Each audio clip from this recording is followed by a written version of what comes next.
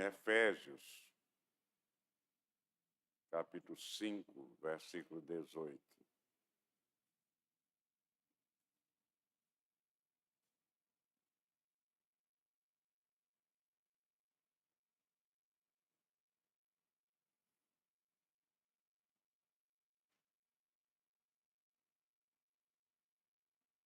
Diz a palavra de Deus: e não vos embriagueis com vinho, no qual há dissolução, mas enchei-vos do Espírito Santo. Ó Pai, aqui estamos, Senhor, alegremente, motivado pelo teu grande amor para conosco. Nós estamos aqui, ó Pai, para te oferecer mais esse culto no teu dia. Abençoa todos aqueles que vão ouvir a tua mensagem. Ó Senhor, nós te imploramos que tu tenhas misericórdia de cada um, iluminando-os para que possam entender a tua mensagem. Ó Pai, tem misericórdia do teu servo que vai entregar a tua mensagem. Que ele seja ungido por ti e que possa trazer a tua palavra do jeito que tu queres. Em nome de Cristo é que nós te oramos. Amém.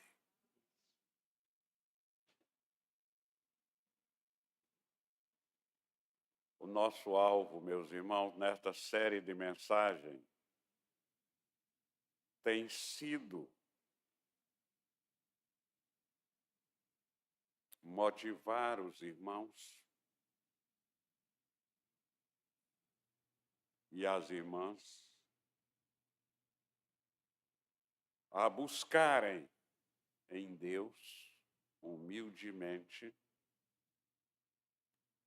e nós estamos dando os passos que a Bíblia nos ensina que devem ser dados, a não somente buscar, mas buscar e alcançar uma vida cheia do Espírito Santo.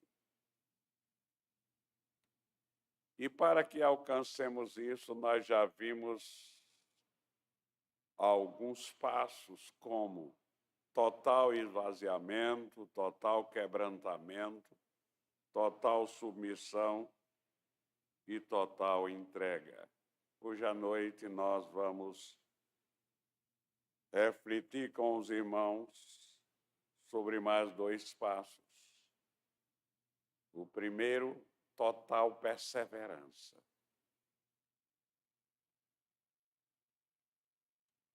Alguns textos da palavra de Deus a este respeito, de fato, nos deixa motivados, como o primeiro texto, Lucas 24, 49.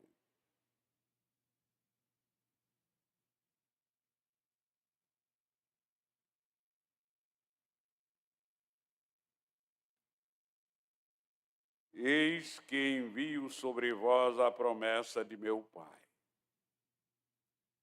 Permanecei, pois, na cidade, até que do alto sejais revestidos de poder. É muito sugestivo, meus irmãos e minhas irmãs, observar aqui o texto, essas duas expressões, permanecer até que. É pedir a Deus o enchimento com o Espírito Santo e continuar, permanecer esperando até que seja cheio do Espírito Santo.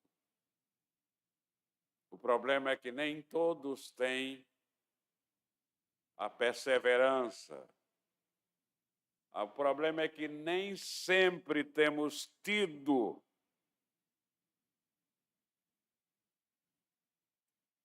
a perseverança e a paciência para pagar o preço. É preciso, meus irmãos, como disse nosso Senhor Jesus Cristo, é preciso permanecer, é preciso ficar até que Deus nos encha do Espírito Santo. É preciso nos esvaziar de nós mesmos, porque só nos esvaziando de nós mesmos nós seremos cheios. Mas é preciso permanecer. Isso não acontece de uma hora para outra. É uma permanência no Espírito, é ficar dependendo de Deus. Em Atos capítulo 1, versículo 14, vejam como, depois de serem advertidos de permanecer e de ficar, até que do alto viessem o poder, até que do alto fossem revestidos do poder de Deus, fossem cheios do Espírito Santo. Vejam como aquele povo se comportou. Os primeiros cristãos, Atos 1,14.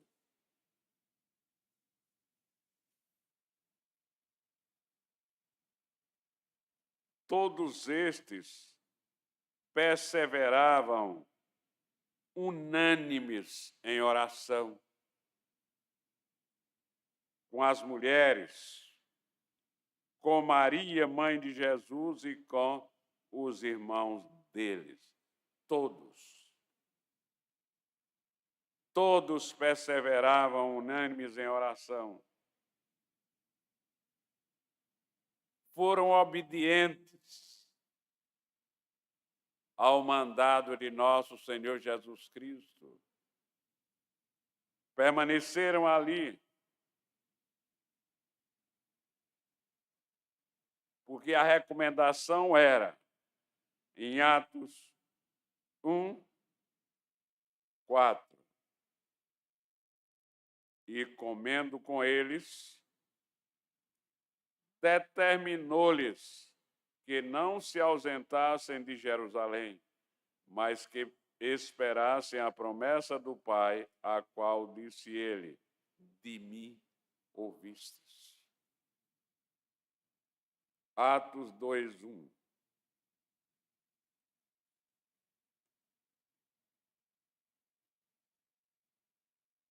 Ao cumprir-se o dia de Pentecostes, estavam todos reunidos no mesmo lugar. Estavam todos na igreja.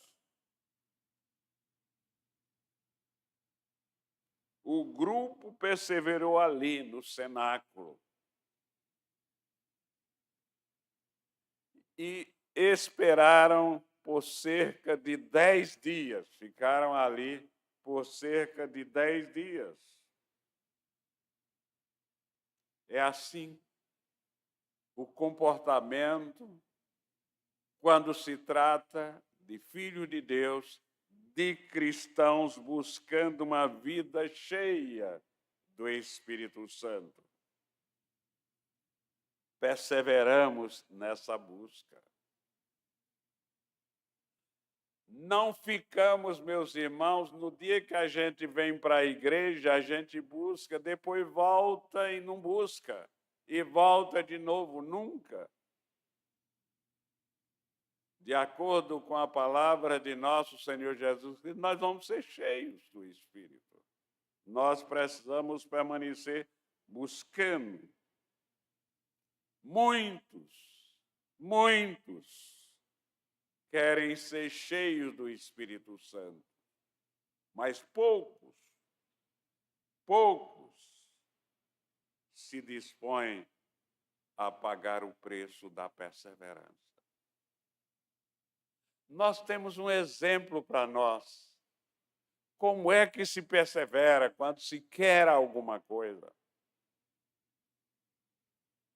Abramos as nossas Bíblias, meus irmãos, em 2 Reis,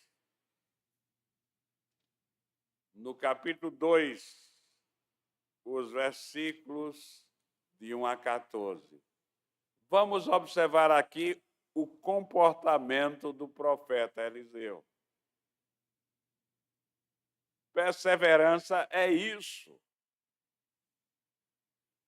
Nem o próprio Elias conseguiu dissuadi-lo de permanecer junto dele para ver o que ia acontecer com ele.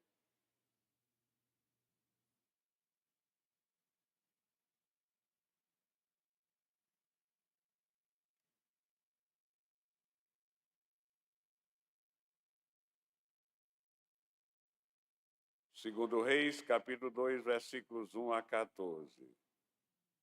Quando estava o Senhor para tomar Elias no céu por um redemoinho, Elias partiu de Gilgal em companhia de Eliseu.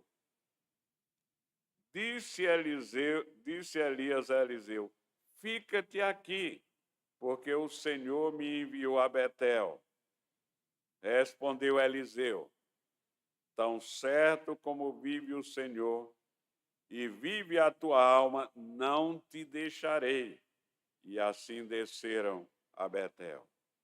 Então os discípulos dos profetas que estavam em Betel saíram ao encontro de Eliseu e lhe disseram: sabes que o Senhor hoje tomará o teu senhor, elevando-o por sobre a tua cabeça? Respondeu ele: também eu o sei, calai-vos. Disse Elias a Eliseu: fica-te aqui, porque o Senhor me enviou a Jericó. O Senhor me enviou a Jericó. Porém ele disse: tão certo como vive o Senhor e vive a tua alma, não te deixarei. E assim foram a Jericó. Então os discípulos dos profetas que estavam em Jericó se chegaram a Eliseu e lhe disseram: sabes que o Senhor hoje tomará o teu senhor, elevando-o por sobre a tua cabeça? Respondeu ele: também eu sei, calai-vos. Disse-lhe, pois, Elias: fica-te aqui, porque o Senhor me enviou ao Jordão. Mas ele disse: tão certo como vive o Senhor e vive a tua alma, não te deixarei. E assim ambos foram juntos.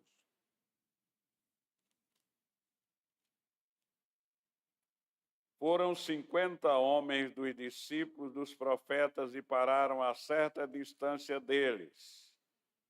Eles ambos pararam junto ao Jordão. Então Elias tomou o seu manto, enrolou e feriu as águas, as quais se dividiram para os dois lados, e passaram ambos em seco.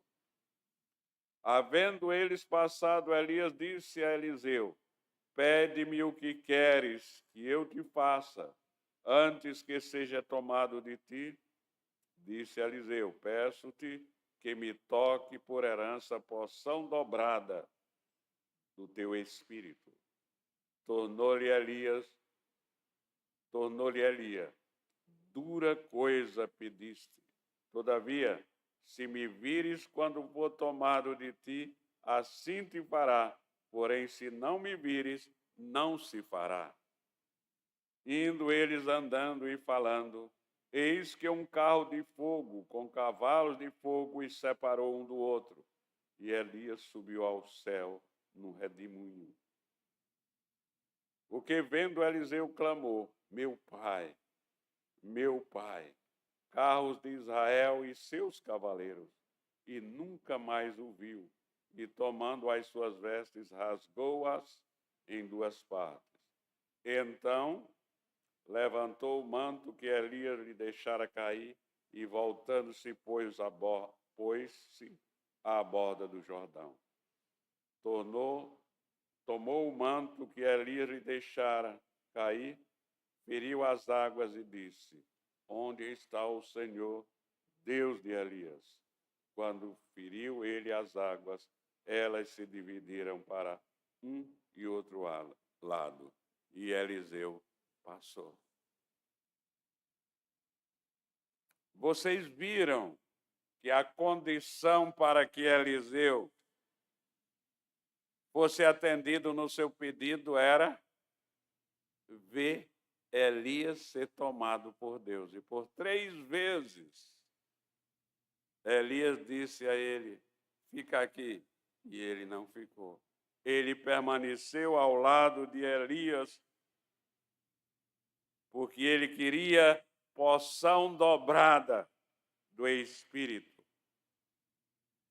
Por isso ele perseverou. Ele pagou o preço. Olhemos também a palavra de Isaías sobre este assunto.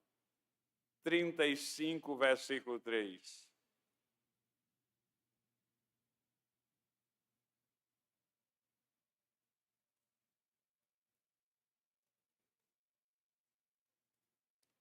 Fortalecei as mãos frouxas e firmai os joelhos vacilantes. Quem sabe, meu irmão ou minha irmã, nossas mãos não estejam frouxas. Nós não estamos nos agarrando firmes nos ensinamentos de nosso Senhor Jesus Cristo. Nós não temos nos ajoelhado o suficiente na presença do Pai e permanecer ali até que Ele nos enche. É preciso perseverar até que o Senhor venha e chova justiça sobre a sua igreja, chova justiça sobre nós, derrame o seu Espírito sobre nós. Então, nós devemos permanecer o tempo todo. O 6º passo, meus irmãos, é preparação, total preparação. Eu tenho insistido com a igreja a ficar a semana toda se preparando para o culto de domingo. Quem tem feito isso? Nós devemos de estar nos preparando, em total preparação, para que o nosso desejo seja cumprido, o desejo de ser cheio do Espírito Santo. E com esta palavra, a palavra de Deus nos ensina coisas simples, coisas práticas, mas que são necessárias. A primeira coisa que a palavra de Deus nos ensina na preparação é a reconciliação. Reconciliação. Em Mateus, no capítulo 5,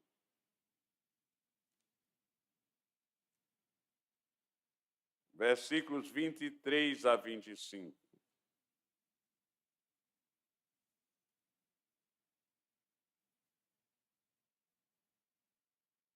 Prestem bem atenção, é um texto que vocês conhecem, mas eu acho que não têm dado atenção devida a este texto. Tem levado como se não fosse uma coisa importante. Então, para ser cheio do Espírito Santo é preciso reconciliação. Se, pois, ao trazeres ao altar a tua oferta, e ali te lembrares. Este é um aconselhamento, porque esta é a ordem do culto. Aqueles que vêm prestar culto a Deus não deixem de trazer oferta. Isso é uma coisa comum na vida do crente ao cultuar a Deus, ofertar. Por isso que esse texto, esta é uma ordem para aqueles que são crentes que vêm à igreja prestar um culto a Deus em toda a sua completude. Se, pois, ao trazeres ao altar a tua oferta, ali te lembrares de que teu irmão tem alguma coisa contra ti, deixa perante o altar a tua oferta, vai primeiro reconciliar-te com o teu irmão, e então, voltando, faze a tua oferta.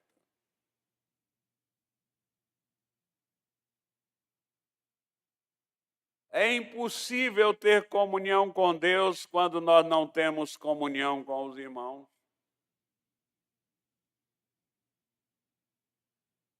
É impossível reconciliação com Deus quando nós não nos reconciliamos com os nossos irmãos.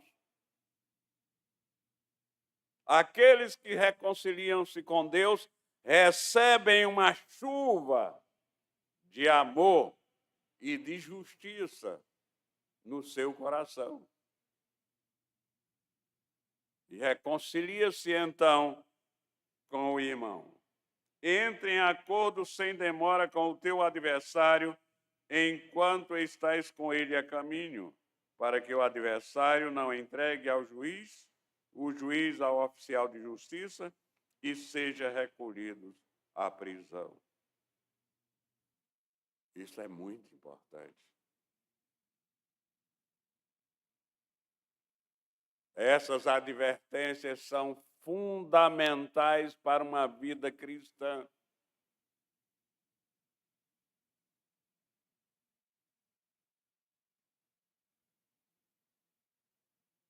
Mas tem mais coisas nesse processo de separação. Depois da reconciliação vem a restituição. Eu disse que preparação atinge algumas coisas simples, práticas mais necessárias. Veja Lucas 19:8, restituição.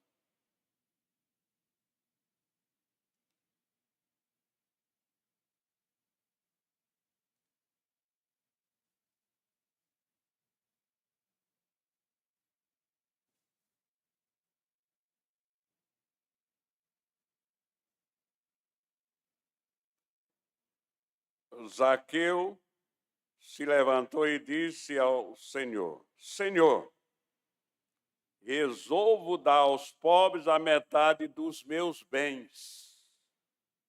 E se em alguma coisa mais tenho defraudado alguém, restituo 4 vezes mais. Se nós prejudicamos alguém na nossa vida, é preciso restituição. É preciso que haja devida e justa restituição. Faz parte desse processo, meus irmãos, a gente tomar emprestado um livro e devolver. Um cristão não fica com o livro tomado e emprestado.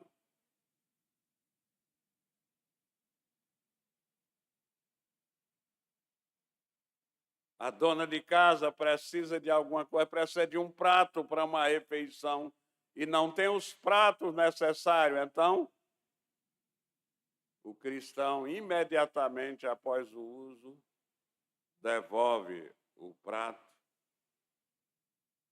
Às vezes alguém até precisa de uma roupa emprestada para ir a uma festa, devolve a roupa. Aquilo que nós temos na nossa casa que não são de nossa propriedade precisam, a ordem é devolver ao dono. Esta é a prática do verdadeiro cristão que quer ser cheio do Espírito Santo. Em terceiro lugar, primeiro, reconciliação. Segundo, restituição.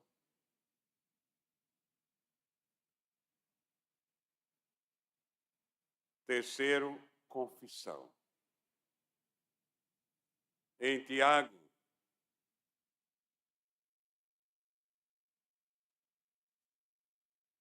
capítulo 5, versículo 16, nós lemos. Tiago, capítulo 5, versículo 16. Confessai, pois, os vossos pecados uns aos outros para serdes curados. Muito pode, por sua eficácia, a súplica do justo.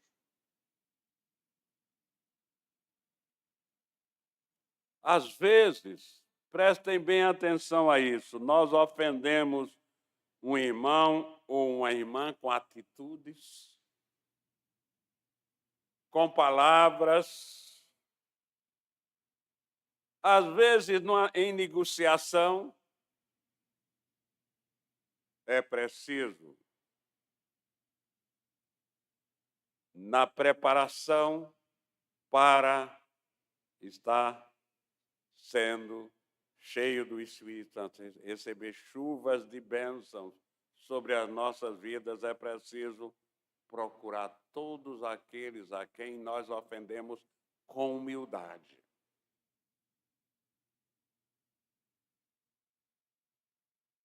E confessar o que nós fizemos contra ela, dizendo: irmão ou irmã, eu pequei nisto contra você.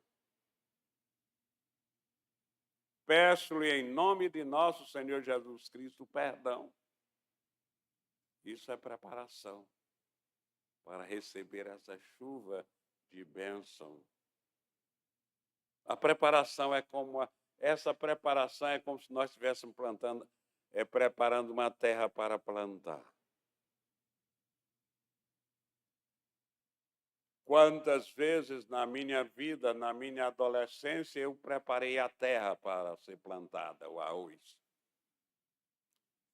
Quantos torrões duros eu quebrei para amaciar a terra na lagoinha, para plantar o arroz. Então, meus irmãos, só depois dela estar totalmente preparada, totalmente arada, é que lançamos a semente.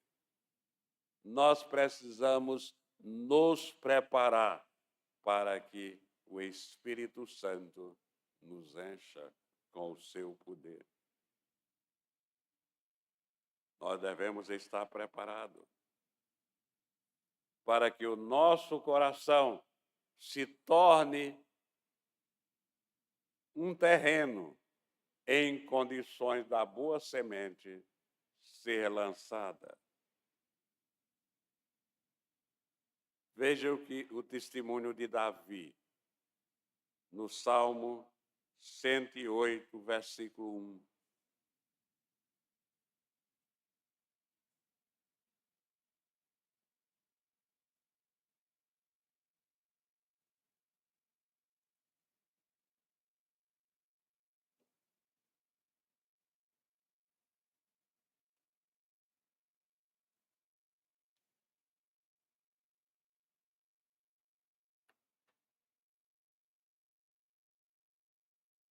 Firme está o meu coração, ó Deus. Cantarei e entoarei louvores de toda a minha alma. É preciso que o nosso coração o terreno que vai ser cheio do Espírito Santo esteja preparado. Então, meus irmãos, nós devemos dar todos esses passos. Porque enquanto nós estamos dando esses passos para sermos cheios do Espírito Santo, o mundo vai deixando de ser atração para nós. As coisas do mundo vão se tornar coisas que não nos atraem de jeito nenhum. Porque nós somos de Deus. Somente quando nós estamos, de fato, totalmente fora do controle das coisas que antes eram inebriantes neste mundo, é que, de fato, o terreno está se preparando para ser cheio do Espírito Santo. Aqui, o apóstolo Paulo procura, usando este texto, fazendo um notável jogo de palavras. Mas o que o apóstolo Paulo finalmente está nos advertindo aqui é que nós não nos embriaguemos com as coisas do mundo. Não fiquemos brigando por causa das coisas do mundo. Não fiquemos discutindo por causa das coisas do mundo. Não vivamos sob a influência do mundo, seja ela qual for, mas vivamos debaixo da influência do Espírito Santo. Então, o que o apóstolo Paulo está querendo dizer? Não vos embriagueis com vinho, não vos embriagueis com o mundo, mas fiquem cheios do Espírito Santo. O que significa isso, mais uma vez, para concluir esta série de mensagens? Para responder essa pergunta, nós precisamos lembrar do contexto de que o que Paulo continua falando é que aqueles que são cheios do Espírito irradiam a presença de Cristo para todos aqueles que estão ao seu redor. Onde está presente o cristão cheio do Espírito Santo, ele irradia luz, a luz de Cristo, a luz do Evangelho através das suas palavras e das suas ações. Portanto, meus irmãos, a partir de hoje também prestemos atenção ao que nós falamos. Nós não somos uma pessoa comum do mundo, nós somos também um cidadão do reino dos céus. E é como cidadão e cidadã do reino dos céus que nós devemos falar ao povo deste mundo. E como o apóstolo Paulo sabe, todos nós sabemos que não somos capazes de realizar isso em nossa vida por nós mesmos. Só Deus em nós. Eu concluo a mensagem de hoje à noite com o versículo 2:13 da carta de Paulo aos Filipenses. Filipenses 2:13.